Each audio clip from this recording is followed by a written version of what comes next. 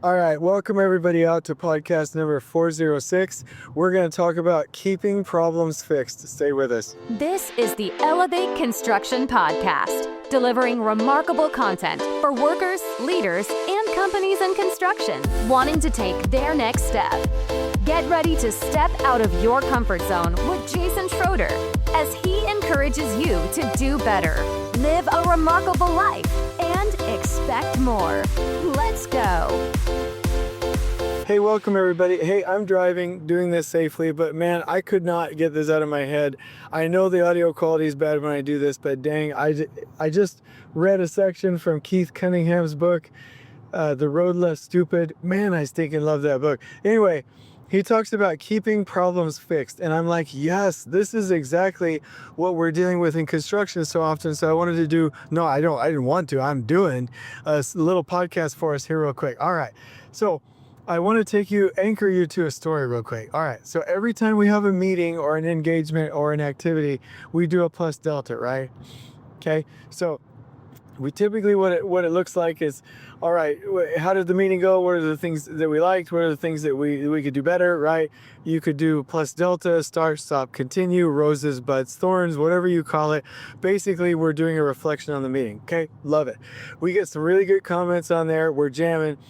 And I really liked what a good friend of mine, Jennifer Lacey, told me one time, or was it, and Adam Hoots, I think both of them talked to me about it, was why not trend that and make sure those problems stay fixed? Meaning, do we go through every meeting, do a reflection, do a plus delta, and then literally we got the same comments next meeting, and then literally we got the same comments next meeting, and then literally every time we do the meeting we get in the same comments because we're not keeping the problems fixed. We're not structurally changing our culture, our habits, our behaviors, our processes, our meeting formats, our agendas. We're not doing anything to fix this, right? So think about this and ask yourself this question. In your lean efforts, in your plus deltas, in the bringing problems to the surface, right? Let's use an example. Let's say you're looking at your 6-week make ready look ahead on your project site, and there's a problem, right? We don't have the materials for this. Submittals aren't approved. Well, we can go look at that and do some reactionary, tactics there.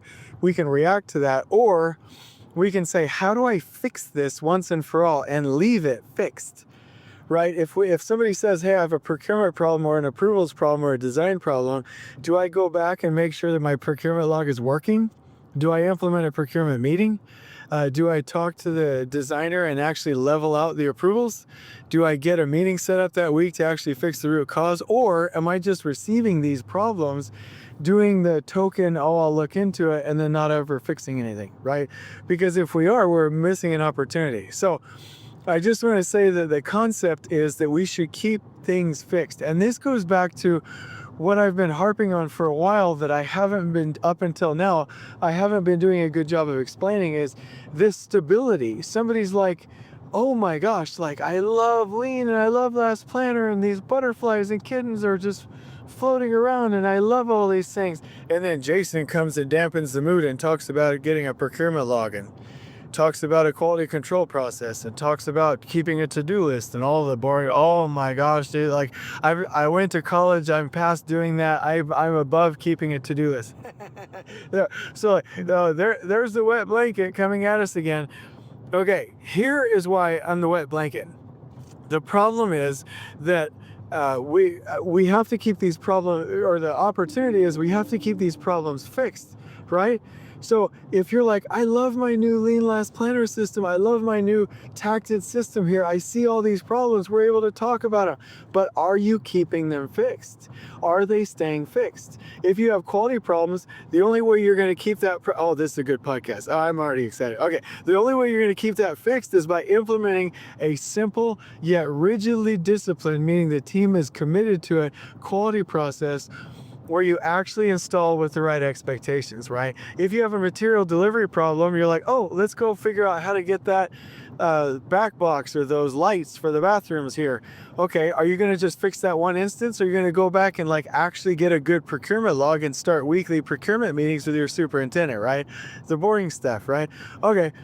This other trade partner forgot to get or didn't get the pile out in front of me in this area, and now we're held up and we have a roadblock in our way today in our huddle. Okay, are you going to go just move the pile and react to it, or are you going to actually get with the team and create balance and stability and make sure that we have the right lists, the right visual constraint boards or roadblock tracking boards? Are you going to get a system that actually fixes it, right? Hey, I've got a problem in my personal life. I was late tonight, right? And I've had these. I'm not perfect. Like, as I start this business, I've noticed, oops, I missed that call. I missed that meeting. I'm making mistakes left and right. But the difference between you and me, possibly, is that you're fixing that instance. You're like, oh, I'm sorry for being late. Or, yeah, let's reschedule, right? But what I say, Jason Schroeder, is like, I'm like, okay. I was late to this meeting. I apologize. Can we reschedule? And I'm going to figure out what I did here structurally, culturally, behaviorally to fix this, right? The biggest thing with me is that we want to keep problems fixed. I've bored you over and over with the toy soldier analogy, but it ties right in, right?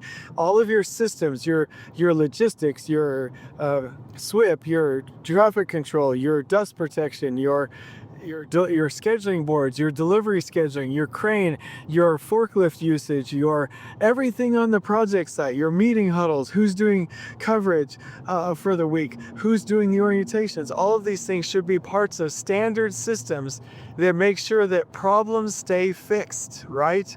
And that's why I truly believe that we have to build capacity on projects first, by making sure everybody has personal organization systems. We have good coverage, team balance, and health. We have remarkable safety, cleanliness, and organization. We have operational control, and we have tact planning. And what that does is it puts things into a system, and those systems make sure that problems stay fixed.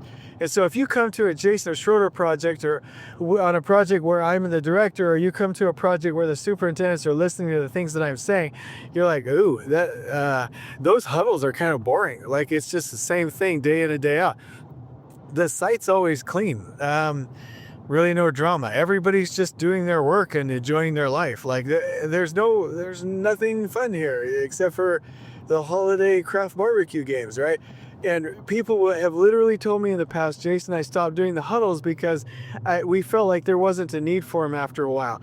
And then I want to scream at the top of my lungs, that's because the stinking problems are staying fixed and everything is stable. You are freaking killing me. We need to have these huddle systems in place. And if you're like, same thing as yesterday, you're like, it's just like Pinky and the Braid. What are we going to do tomorrow, Brain? The same thing we do every night, Mickey. Try to take over the world. What are we going to do tomorrow, Jason? The same thing we do every day. We're going to keep the project stable, and we're going to make sure that problems stay fixed so that when a real problem that is like actually needing to be addressed comes out, we can focus our efforts there and really do what we need to do. So that's my message. 8-minute podcast, jamming out. When you fix a problem, you need to make sure that that problem stays fixed. That's why we stabilize before we optimize. We stabilize before we optimize. Nobody will ever run a remarkable construction project unless their project is stable and boring and focused on the environment of the worker. On we go. Please join us next time in elevating the entire construction experience for workers, leaders, and companies coast to coast. If you're enjoying the show, please feel free to share with your construction colleagues and help us spread the word by rating, subscribing, and leaving a review on your preferred podcast listening platform. We really appreciate it.